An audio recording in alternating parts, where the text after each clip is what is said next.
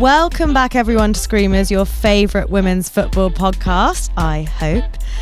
We're in the midst of international break and we are really sadly without Honor again. Her illness is she's really going through it. Get well soon, Honor.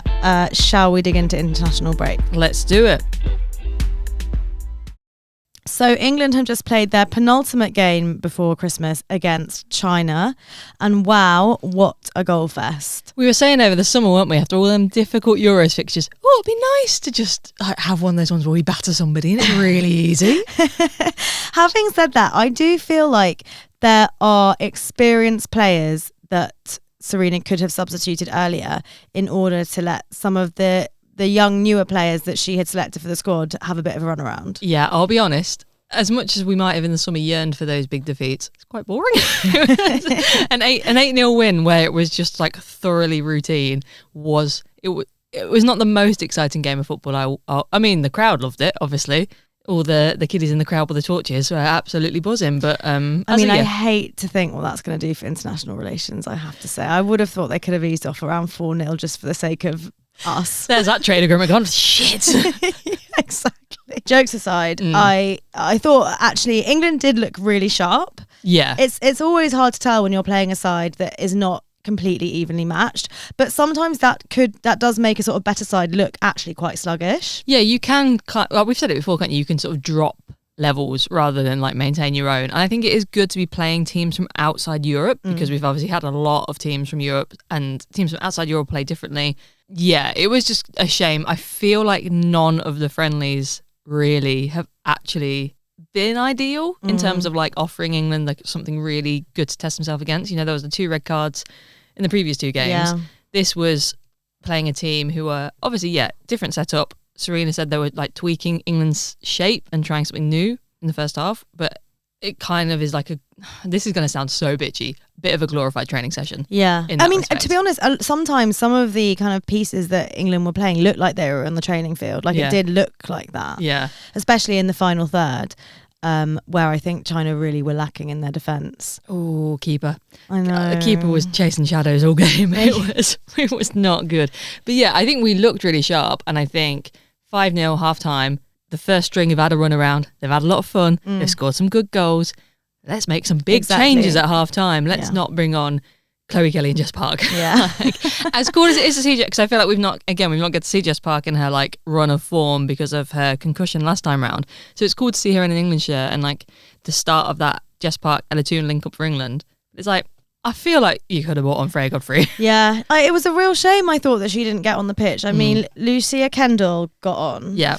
For like 20 minutes. Well, exactly. Even then, we could have had much earlier subs, and you're right. Yeah, it didn't need to be Chloe Kelly and Jess Park. I feel like Missy Bokearns could have come on, Freya Godfrey could have come on, like Grace Fisk, because I think all of those younger players that she had selected in the squad, which we were so excited about, could have really held their own and really benefited actually from those minutes. Yeah, because it's like a low stakes, but good to get those like first cap nerves out the way rather than, I don't know, it's 67 minutes in a World Cup qualifier and someone's injured and shit, here you go for the first time. Yeah. And what was the atmosphere? Because you were actually at Wembley. I was actually at Wembley. It was good vibes. It was not, made a lot of the fact that it was sold out in advance, and I was about 5 minutes before kickoff like, there's a lot of empty seats here, guys.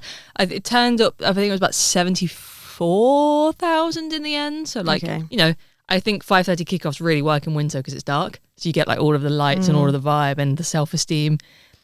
Gig was quite a misnomer. It was trailed as like her pre-match gig. It was one song. But yeah, I enjoyed it, and they had a Fran Kirby moment again. They were like, "Oh, we're going to be saying join us before kick-off as we say goodbye to a legend, or say thank you to a legend of the Lionesses game." By the time they'd like finished Fran's announcement, she was already like off the pitch. I'm like, this doesn't. Where's the pageantry? Like, what's going on here? But it was the crowd. There was only one Mexican wave. So we're growing, you're happy. We're learning.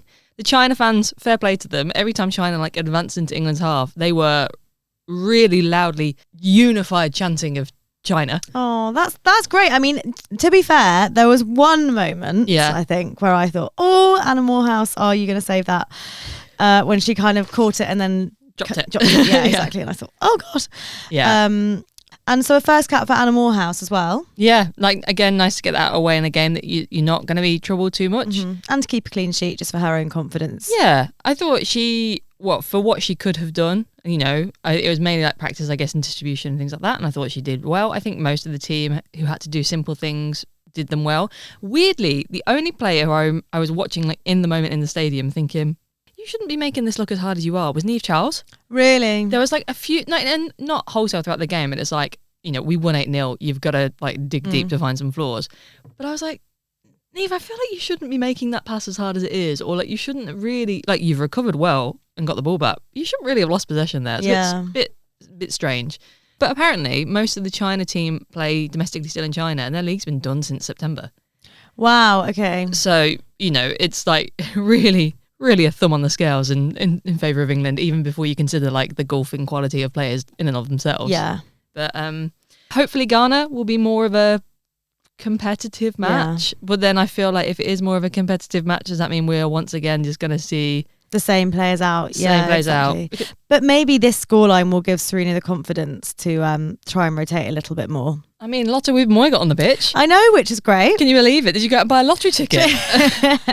She got a massive roar. Yeah. Oh, yeah. She got a really big, loud cheer in the crowd. Loves Lotte. I feel like it would be good to see her maybe start the next game. It would be good to see Taylor Hines maybe start the next game. Because again, like, I think she's looking composed when she comes on. Give her a bit of a longer run out.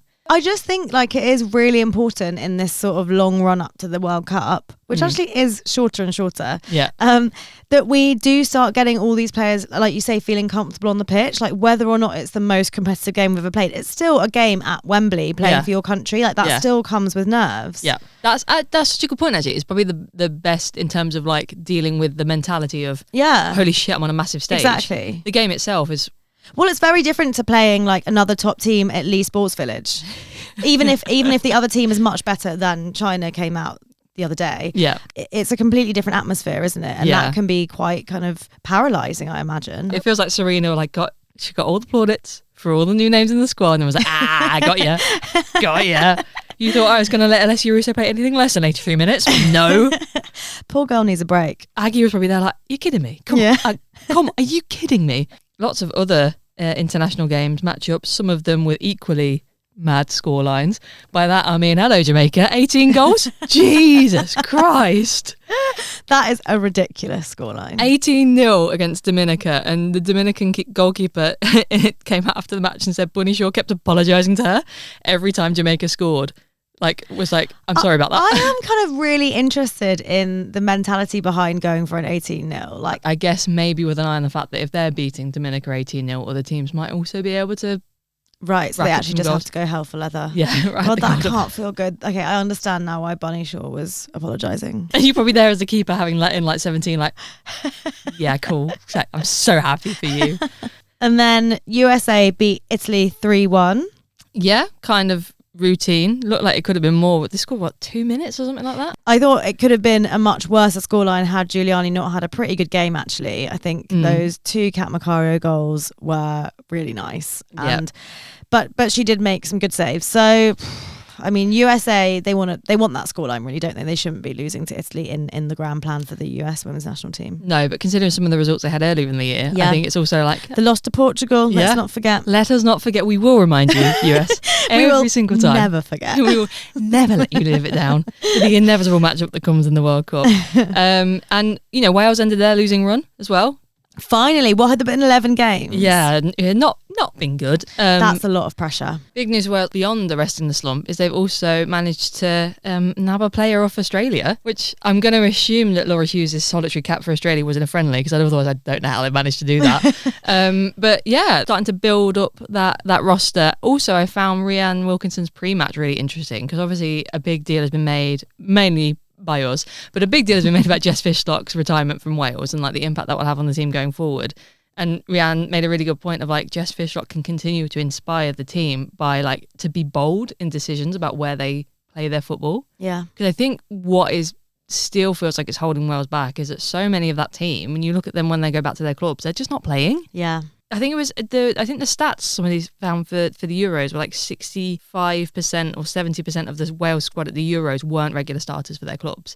And it is impossible to kick on. Yeah. If that's the kind of balance you've got going on. You just don't have that match sharpness. You don't have that confidence. Yeah. It's just, yeah. And you look at the career that Jess Fishlock had, and it was like all over the globe, exactly. Very globe-trotting. But like, she got minutes, and she was always match fit, and she was always playing. And I feel like maybe that's what, come January, come summer, some of that Wales team might start to. That's a really good point. I hadn't thought of that. Yeah, so who knows? There's been too many matches over the past few days for us to really dig into all of them. But one thing that was quite interesting, so Republic of Ireland played a behind closed doors friendly against Hungary. Carla Ward was doing her pre-match press conference ahead of the game. The game itself, no idea what happened behind closed doors, and it wasn't filmed. Don't really know. But yeah, she was doing her pre-match conference with Ruesha Littlejohn, which I think is Ruesha's first media appearance since her WWE turn in the in the League Cup match last week, Crystal Palace versus Leicester, which happened after we recorded last week. Yeah. So we didn't get to touch on it. Lots of people have obviously spoken about it in time since, but that's never stopped us before.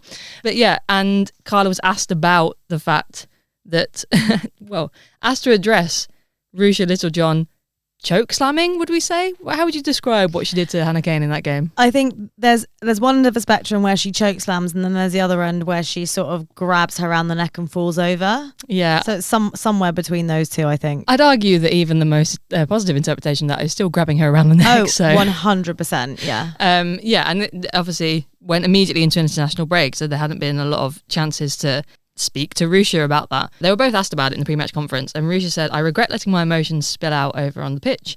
I'm probably quite an emotional person and player. I'm gutted that it's spilled into the game. That's not who I want to be." And then in terms of like the sort of discourse around it, I'm surrounded by good people, and they've helped me through a really tough week. Obviously, she's got two teammates on Ireland who play with her at Palace as well. She said they've been checking on me, and I've had a lot of support, and hopefully it's all dealt with properly. And then when Carla Ward was asked about it, she said that I've had Ruesha at 2 clubs and for the national team. She's somebody I've admired as a person throughout my entire time of working with her. She's someone that's unbelievable for the environment, somebody that wears her heart on her sleeve. She acknowledged it was a moment that, she deeply regrets. And one thing I don't like is the outpouring of abuse on social media. In my opinion, that's been a disgrace. When do we learn that, battering people in that way doesn't end well? Kind of feel like 2 separate issues, Carla. Kind of feel like the insane violent conduct on the pitch and the reaction to it are 2 separate issues, and I'm not sure you can quite so quickly move on from that fact. Yeah, or conflating them in that way, is that helpful? Yeah, because it kind of means that you can then just do whatever you like. Yeah. Guys, don't be mean to me for punching that person in the face. Don't you know you shouldn't abuse people on social media? Has some of the reaction been disproportionate and insane? 100%. Mm-hmm. Is there a conversation that needs to happen about how we better protect footballers on social media? 100%. Do we think we should move on quite so quickly from... There is no justification from doing that on a football pitch. No, it's super dangerous, and everyone involved is lucky that there was nothing awful came from it injury wise. Yeah. But I just think violence like that is just never called for, and I think, look, so many people have spoken on this issue, and there are lots of interesting discussions out there. We are coming to this a week later. Yeah. As you know, we still like to be part of the party, but I just feel like Ruesha Littlejohn, as she has said, she's 35 years old. This is the kind of thing I would expect from a 20-year-old. Yeah. And I just think she does, as she knows, she does know better. And I think everyone is really lucky that Hannah Kane wasn't injured, because she got slammed to the floor by her neck. Yeah. And that is just a dangerous move. Yeah. There's a reason why it looked like WWE. Yeah. But yeah, I think that kind of conflation of the issue, I think it's completely fair. We do need to be very careful with how, in all areas of life, everyone needs to be careful, because there are so many keyboard warriors who just say really damaging things because they can't be held accountable. But equally, you have to be accountable for a few minutes about what you've done. Yeah, I wasn't thrilled with how Carla handled that. The ongoing decision as to how many matches Ruesha will be banned for is yet to be decided. It's as a default, it's 3. The FA is trying to get it increased because of the incredibly reckless nature of it. But yeah, I'm sure this will continue to roll on. But the League Cup's been giving us lots of things to talk about this week. Yeah. I don't know if any of you watched the draw on TikTok. Should we talk about the actual draw first, and then the manner in which it was done? Go on. So the actual draw for the quarterfinals. So in one half, you've got Liverpool will play Chelsea, the winners of which will play the winners of West Ham versus Man City. And then the other half is Crystal Palace versus Arsenal, and then Manchester United versus Spurs. rerun of final 2 years ago, that final. Yeah. So it feels like we could be, not to cast aspersions about both Liverpool and West Ham's fortunes in it, could be due another Chelsea City game anytime soon, I feel like. Arsenal have got away quite lightly here, I think. You've done the best out of the draw. We have, 100%. Yeah. The only non-WSL team. Be interesting to see the Man U Spurs game. Yeah. I mean, beyond personal bias, I think that's the most interesting game. When are these games going to be? So they are right before Christmas. They are the weekend of like the 19th to the 21st of December. Okay. And then the semi-finals will be at the end of January. So it's very, very So if Spurs can hang on, they'll have got upset by then. Oh, yeah. Which is quite exciting. Who got 2 goals for Norway. Who's on great form. Are we just slowly becoming a pro-Spurs podcast? What's happening? Jesus Christ. I don't recognise you anymore. Yeah, hey, listen, I've got the evidence of you saying you're excited for Spurs last week, so don't come for me that. But yeah, the draw itself, interesting. The happening of the draw, even more so. I just think this is another sort of W1A decision from WPLL or the artist formerly known as. I actually can't keep up with what they call themselves. What are they now? Newco? No. Snoop WSL? WSL Football? I think they might be calling themselves WSL Football now. I think they are, because it's really confusing when you try and Google anything about the decision makers, because then you just get like, Google's like, you just want generically to know about WSL Football? You're like, no, I want to know what Nikki Doucette's doing. So yes, the artist formerly known as Newco WPLL, I feel like they're making very confused decisions. So you can see what they've done. They've sat in a meeting and they've said, okay, we want to attract this type of audience. So what we need to do is get someone who's really big on TikTok and has a tenuous link to football. And also has been on I'm a Celebrity. So has, lots of other people know who she is, but also we might get some new audiences through her. And so they've gone, okay, GK Barry. Then at the same time, they're kind of obsessed with their family-friendly nature and we're like a family-friendly festival vibe. And then they haven't properly thought through or maybe even watched what GK Barry is like. You've employed GK Barry. That is what she's like. She's a very blunt, very kind of, not like risque, but she just like doesn't give a fuck. And she's a comedian. She will make jokes like that. She will make like sort of lewd sex innuendos. Jokes. Yeah, exactly. And also she has been very open. If you listen to really anything, any of her podcasts, anywhere she's been a guest, any of her videos with her girlfriend, she's been very open about the fact that she knows next to nothing about football. And she's a very recent wag. And I don't know, I just kind of think that everything that happened, they could have known that was going to happen. It all felt so entirely predictable. And this is the thing, like they obviously booked GK Barry and they booked her partner, Ella Rutherford, who plays for Portsmouth in WSL 2. But like Ella's not the media personality in that situation. So people are going to be watching for sort GK of self-confessed. She talks about how she's shy. Yeah. So it just felt like a really confused booking. And I think there is a place for WSL Football to work with GK Barry to get those new fans, because you're right. She has that profile. She is like an avenue in for people who are like, oh, I want to know a bit more about football. Or like I want to be like in the vibes, the vibes sphere of it. But it feels like you're kind of overlooking the fact that people also like the football. And especially around a cup draw. Like a cup draw is the most like football. Like if you've got the spectrum of like fun vibes to like intense football, cup draw sits pretty far towards that end of the spectrum. So you can't really be having... There's way more like appropriate situations in which booking her would have been... I just don't feel like you should have someone doing a draw who's like, oh, Liverpool and Chelsea, what colours do they play in? I don't really know who exactly. they are. But then again, but at the same time, I really don't think that's on her. No. Yeah. This is the thing. I'm like, I saw a lot of people like slamming GK Barry. I'm like, this She's situation... just come on and been exactly how you could have known she was going to be. Yeah. She's been briefed incorrectly and has been brought on to completely the wrong product. Yeah. And it's just, WSL Football just kind of don't really know what they're doing. No. That's why I said kind of W1A. And I think we've used that analogy with them before. It's kind of like, you can just imagine them sitting in a room and like, just, getting it wrong. Just like throwing darts at a dartboard. Like, who can we get next? Maybe this will work. It really feels like they don't know who they're talking to. Yeah. Because you're right. We've been annoyed by the fact that so much of it feels like they're pushing for this, family day out, Taylor Swiftification of football. To the detriment of people who might enjoy that but also enjoy the football. But then the entire vibe of GK Barry is very different to that and is very like not going to appeal to the 9-year-olds. I mean, like, not to mention, and I know this is kind of moving on to a different topic, but the article that came out this week that had the viewing figures of the London derby between Arsenal and Chelsea at the Emirates this season and last season. This season, when it's on Sky Sports, it was in the 50,000s. Yeah, it was smaller than the capacity of the Emirates. Of the Emirates, yeah. And last season, it was over 300,000 when it was on the BBC. And it's just decisions like that, where they've gone with a presumably bigger deal with Sky rather than a smaller deal with the BBC, but therefore cutting off access to a huge number of fans, because Sky Sports is like $35.99 a month. Thank you, big bro. But it's really expensive. Thank you, Dad. It's really not accessible. And so to look at that, so that's like a drop off of 250,000 people watching a match.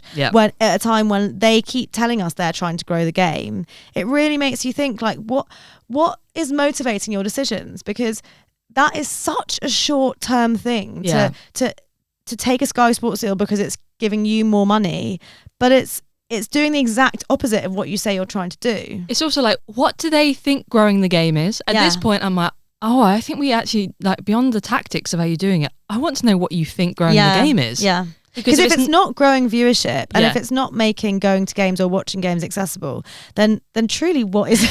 What is it?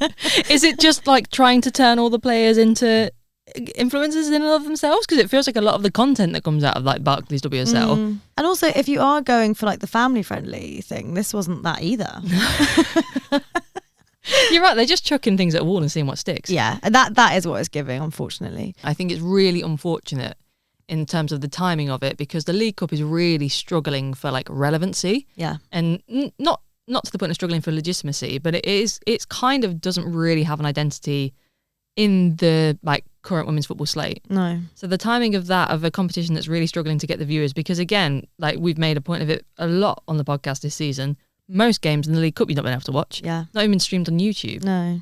And then after the back of the Sky Sports Halo fiasco from a couple of weeks ago, it's kind of like women's football and women's sport at large is in a weird flux state. It's in a weird flux state where like people seem to have come in and been like, oh my God, there's a huge opportunity here. But they haven't taken the time to like really understand the demographic, really understand the sport and really understand where it should go. They're just like, oh my God, there's like dollar signs in my eyes. And it's just... Women like pink, right? That's enough. That we can form an entire business plan off the fact that women like pink and maybe a bit of orange.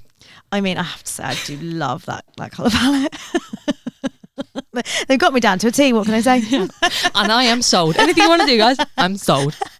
Apart from the draw drama, lots of clubs have now voted in favour this week that the clubs that are in the Champions League phase will no longer be eligible to take part in the League Cup. What are you thinking? I don't like it. I like the other part of the moving it from like the weird group stage, moving that to a league phase. 'Cause I think that's worked really well in the Champions League this year, and worked really well in the Men's Champions League last year. For some. Well, no, but it just makes you watch more football. No, as well. it's true. Yeah, and it feels like every match matters. Yeah. Rather than like you're already through, and so it doesn't. Yeah, it's a game. Because of the Champions League bye, most of the knockout groups have like one or two WSL teams, and then the rest of them are WSL 2 teams. So it's kind of, you look at it, you're like, okay, well, not to slam the WSL 2, but pretty obvious who's going to get through with most of these groups. So the idea that they were going to do a full league table, I was like, yeah, cool, really like that. Why have we kept the Champions League by? Because it just feels like you're kind of handing the League Cup to whichever of the big four doesn't get in. True. And if you want to be an elite team, you want to be a team that competes in the Champions League, you want to be a team that competes on all fronts, part of that is being good at squad management. Yeah. And using all of your resources. And also, if we're honest, the squads that get into the Champions League are the ones that have the depth to be able to play all these cups as well. Yeah. And if you are removing a competition, when are these like young players getting like a chance to play? Yeah. When are your fringe players? What is their pathway to the team? Because like they're not going to play if you're like chasing the Champions League, are they? You look at how... Not saying that like women's football should be looking exactly at how men's football, because like we obviously do not agree with that and we shouldn't copy everything wholesale. But like the League Cup is a competition in men's football where clubs try out a lot of their youth players. Yeah. It is a pathway into the team. So you look at all of the young'uns coming through at Chelsea who attract so many players. Yeah. When are they all going to get a chance to play? Arsenal, when are all those players going to get a chance to play? That's it. Also, because our league is, again, not to compare it so much to the men's, but we have so fewer teams than the Premier League. Each league game is so important that it doesn't really offer a pathway for those younger players or those squad players to start in those games either, because all of those games count and any drop points could be, you know, the difference between winning and losing the league.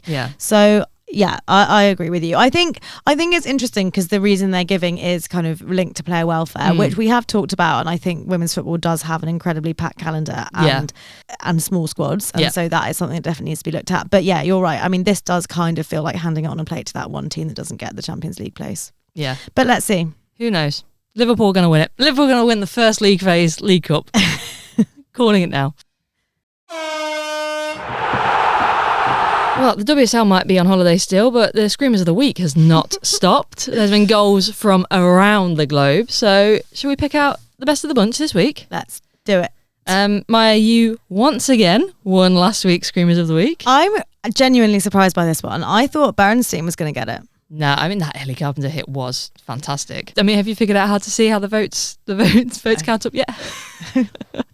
I only saw the Spotify ones. They're really easy to find. But yeah, you won once again, so you get first pick this week. Thank you so much. I have a couple of honourable mentions.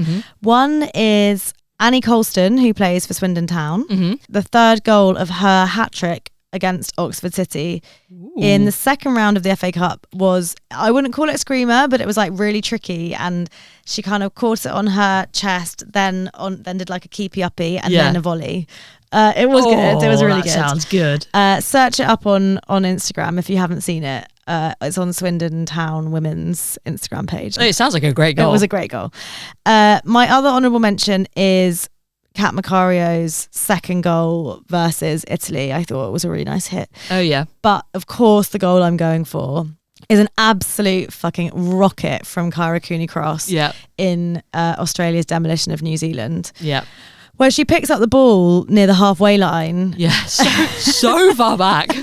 But the power she gets behind it was amazing. It was such a good goal. It was, I couldn't believe that none of the New Zealand players even thought to like maybe close it down. No, I mean, but I don't know if you expect when you're Kyra Cooney-Cross doesn't actually shoot that often. No, true. And she was very far from the goal. It was a level of audacity to shoot from there. I love to see her playing with that confidence, and I just thought it was really the platonic ideal of a screamer. I was watching it thinking this is a great goal, but I'm not sure it is because I don't always think like the long range. Yeah, no, with the lobs, I'm like, and then it hit the crossbar. I was like, all right, all right, fucking yeah. I saw a really funny tweet that was like, oh yeah, of course Kyra scores those goals for Australia because she knows she won't get benched for 8 months if she misses it. I'm like, yeah, that is a point of distinction, isn't it? Oh dear. What are you choosing? I am really torn because I also thought that Kat Macario goal was really delightful. Good, but also maybe offside. Yeah, but it wasn't called offside. But I didn't know if they had VAR or not because I was watching that. I kept watching the replays. I'm like, she looks like a good 2 feet offside. Like, are we sure? So I feel like the question marks over that are maybe stopping me. A shout out to Stella Gandy Morgan from Fulham. It was the second goal in their 5-0 win over London Bees, and just sort of like whistles into the top corner. So that was another nice. National League is really providing this week. But I think I might go for Hayley Rasso's goal in that New Zealand game, actually. Oh, nice. I mean, is it an assist from a New Zealand player? Yes, it is. Is the keeper wildly out of position? Yes. But the curve she gets on it, because she still has to hit it like perfectly. She kind of doesn't really have a lot of time to hit it. And she curves it. It doesn't go over the New Zealand defender. It kind of like goes round, like perfectly like spins round and like into the goal. I'm like, that is the spin on that. That is fantastic. Nice. So that is my your pick. That's my pick. Honor sent us a few options. I think we should go with the hat-trick hero Georgia Stanway because she's such a ledge. Yeah, it was. And it's a classic Honor because it's a half volley. Hit like a rocket. I mean, it was quite funny for an 8-0 game. None of the goals were really screamers, but that was the most screamer of them all. So yeah, Honor, we've decided you are having Georgia Stanway. We will put the clips on Instagram as well as the honourable mentions because, you know. Yeah, we should. See those as well. And you'll be able to vote on Instagram and on Spotify for your Screamer of the Week. This week, an article came out in The Athletic written by Megan Fringer with help from Charlotte Harper and James McNicholas, which was kind of pointing to deeper issues at Arsenal women. Mm-hmm. I think namely that there's kind of no proper future planning and development for the women's team, no real strategy when it comes to transfers, issues in the dressing room, including a hierarchy amongst players, cliques, some players being untouchable even if they aren't performing in training, sort of unrest amongst some of the players about their training and nutrition and, facilities. Lots of unnamed sources, lots of conjecture, I'm sure, but also a lot to unpack. Yeah, I mean, it was like, this is bad and this is bad and this is bad. But, the catering's fine. Like, it was like... It painted a sorry picture. I've not known an article come out like that in the middle of a season that is so damning. Yeah. I just couldn't believe it. I do think it has to be said that it's always hard to know when you don't know who the sources are. Yeah. And you don't know exactly where this stuff's coming from. Yeah. How much of a pinch of salt to take with it. Yeah, that's true. That is my one bugbear sometimes with some of the Athletics reporting is that so many of the sources are kept anonymous to preserve relationships. And it is because, could this be some pissed off agents or could it be? Yeah, exactly. But it does feel like it corroborates, I think, things that we have sort of I think been thinking. Definitely in terms of the future planning, the development and sort of the transfers. Yeah. I can definitely see that could be the case. I think there are so many times when a signing has been announced or a transfer window has passed and left us scratching our heads. Yeah, both in terms of players not gone for and players brought in. 100%. The types of positions they've decided to strengthen or not strengthen, I think has been a source of kind of surprise. It's been very unpredictable, and I think actually transfer windows should be kind of predictable because they should be covering holes that have become apparent. Yeah. In the last few years, it hasn't always felt that Arsenal are doing that. Well, it's like, it is the thing that we keep referring to, the legacy of Joe Montemurro, how many of his players are still here. Yeah. And then you look at people like, our fave Jenna Nicewonga. Yeah. Why was she signed? Yeah. And did she write the article? Yeah. This was her escape attempt. But she's nowhere near playing. It's kind of, let's be honest, fucked her US national team's career. It has, yeah. Because she was in the setup. She was playing quite regularly. Well, before she came to Arsenal, she was Rookie of the Year in the NWSL. And she's come, and unsurprisingly, Emma Hayes isn't calling her up because why would she? She's not playing. No, exactly. And there's so many players you look at that Arsenal have signed and it's like, why? And why not a centre-back? It's really difficult because I think from my point of view, the relationship stuff I think I'm more skeptical about, only because I do kind of feel and maybe I have no idea, but the way I see them interact, apart from the North London derby, it always has felt like they're a very close team, and I don't know, it just hasn't felt cliquey to me in that respect. But I mean, why would I know, really? All I see is social media and sometimes them interacting on the pitch. Yeah, and I guess that is the area that's hardest to prove or disprove. Yeah, exactly. Because it so relies on people's individual feelings and sensitivities. And however, I would say the stuff about the hierarchy or more so the players feeling untouchable. Yes. I can kind of see that because it does feel like there are some players who will always start or who will always play, at least whether or not they're playing quite badly. Definitely in some positions you can put that down to the lack of depth. It's like there's no one else, so you've got to play. But sometimes, I mean, not to throw specific players under the bus, but I remember last season watching Caitlin Ford play. I was about to say that. Why are you starting? Yeah, you should not be starting. And it does feel like, those points of longevity and time served. Yeah. And counts for more than it should. Yeah, I don't. And I guess the thing with the clique thing, the one thing that made me, other than the North London derby where we saw what felt like everybody shouting at everybody, I've always felt Katie McCabe sits in her own separate world of I'm not sure I would enjoy the vibe that you bring and the energy you bring as a teammate. I know, obviously she is a firm favourite of Arsenal fans, but I don't always think that the way she acts with teammates is, and again, I think she gets away with it because she's Katie McCabe and she's such a core of that team.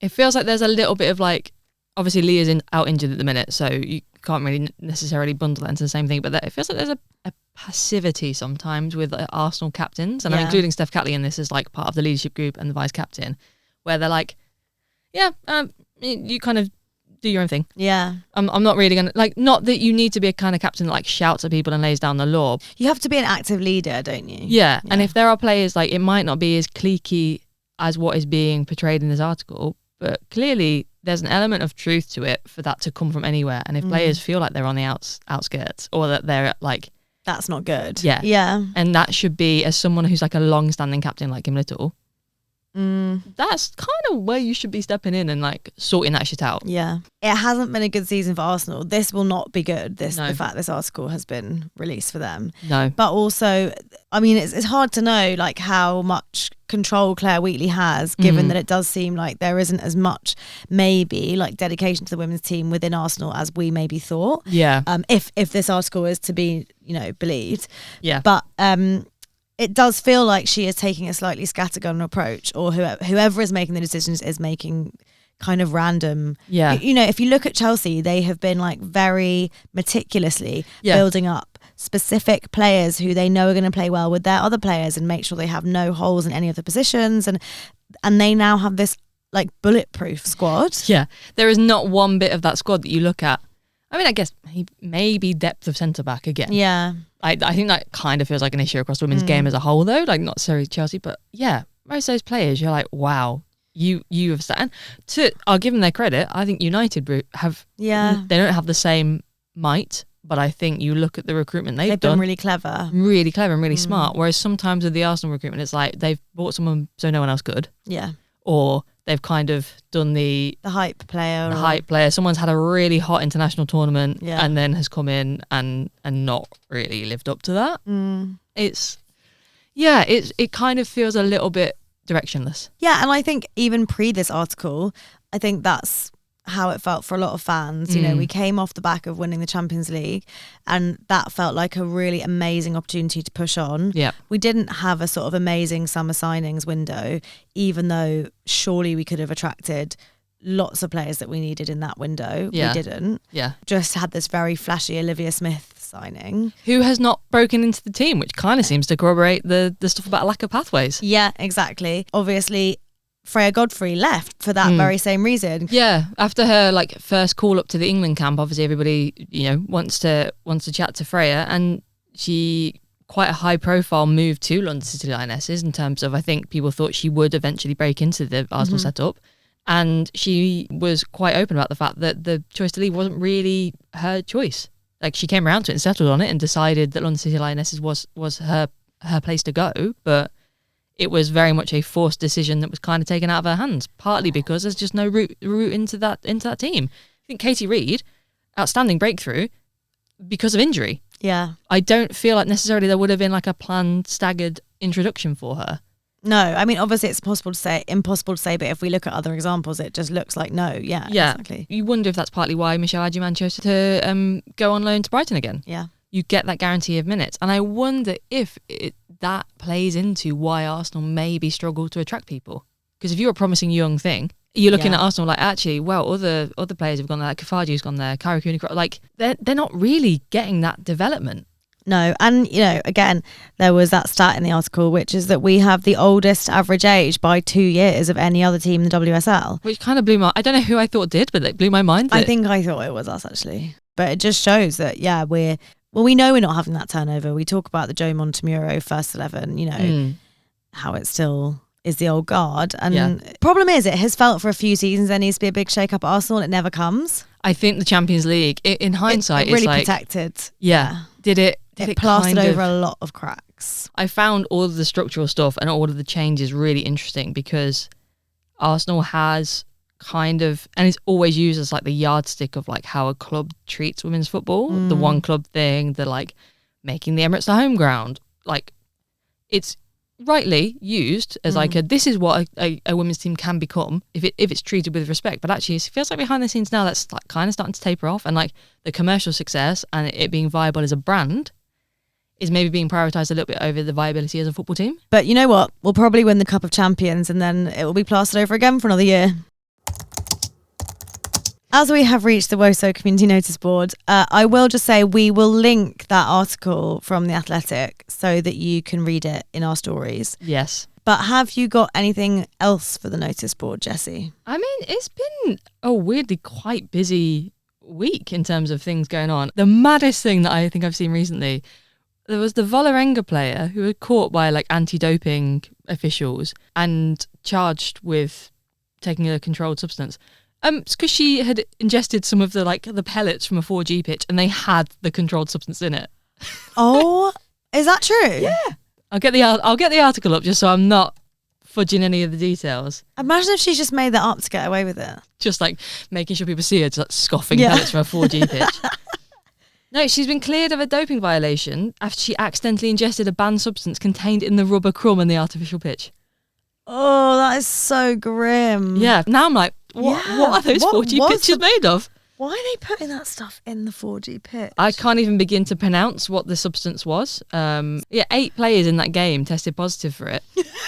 Why were they all eating the pellets? They were just like face diving into the pitch. With one of them, they all tested positive for it, and then this one Vålerenga player exceeded the limit. And it was because absolutely crazy. She had eaten a lot of the pellets. That's ridiculous. So yeah, that was insane. But I guess the big fun news for all of us across the UK is the unopposed 2035 World Cup bid. So epic. Football is coming home in the truest sense of the word. I'm so excited. I need to not think about how far away it is because my excitement. I know we're gonna be older than sin by the time that World Cup rolls around. Don't worry, Lucy Bronze will still be playing. It'll be fine. Go on. So tell us a few of the details of the bid then. So yeah, it's going to be a joint England, Scotland, Wales, Northern Ireland, so fully home nations World Cup, which I think is such an exciting thing to happen for the sport because, you know, England's obviously charged ahead on the international scene in terms of like high profile results, team, everything like that. But like bringing it all together, that really feels like that shows off the journey that we've been on since the Euros. They've listed 22 stadiums as part of the announcement. I don't think that means that all of them will be used, but they have to like pitch them. So 16 of them in England, 3 in Wales, 2 in Scotland, and 1 in Northern Ireland, which hopefully means that one definitely will be used. Yeah, kind of weird if not. So do you want to hear some of the stadiums? Go on. Where we could be. Let's plot out the route already. Let's do it. Some big ones like Villa Park, nice. The Amex in Brighton, Ashton Gate in Bristol. Ooh. The St James's Park? Let me get St James's Park. Oh yeah, do you want to guess actually? I like St James's Park. Stadium of Light? Yes. Oh, Millennium? It's the Cardiff City Stadium is one that you went to, and the Principality is the other one. Oh, the Principality. Wow. Oh my God, it's going to be so fun. Yeah. That's really exciting. It's Windsor Park in Belfast.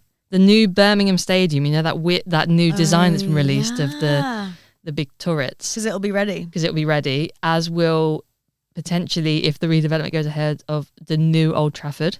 Yep. So that'll be up there. Yeah, because they've got such a long run up. Yeah. Easter Road in Edinburgh, Hampton Park in Glasgow, Elm Road, Leeds, Hill Dickinson in Liverpool, Everton Stadium, what's called the Chelsea Stadium. I'm going to assume they mean Stamford Bridge, not Kings Meadow.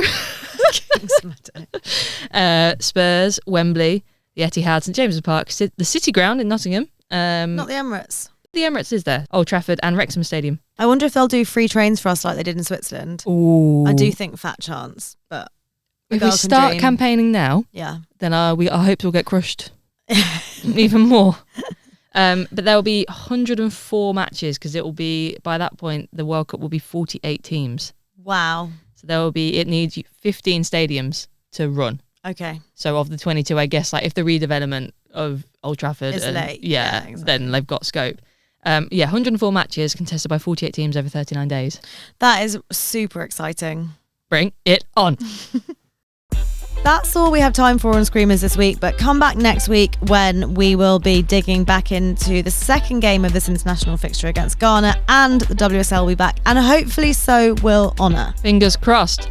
But until then, follow us on Instagram, TikTok and YouTube at @Screamers_pod, or you can email us at screamerspod@gmail.com. And if you enjoy Screamers and enjoy listening to the pod, please support us on Ko-fi. The link is in our episode description. If you can spare anything, it will be very greatly appreciated. We are an entirely self-funded grassroots podcast, so if you can support, we would love it a lot. And then please follow, rate and review us wherever you're listening right now, so we can find even more women's football fans. Thanks, guys. Bye.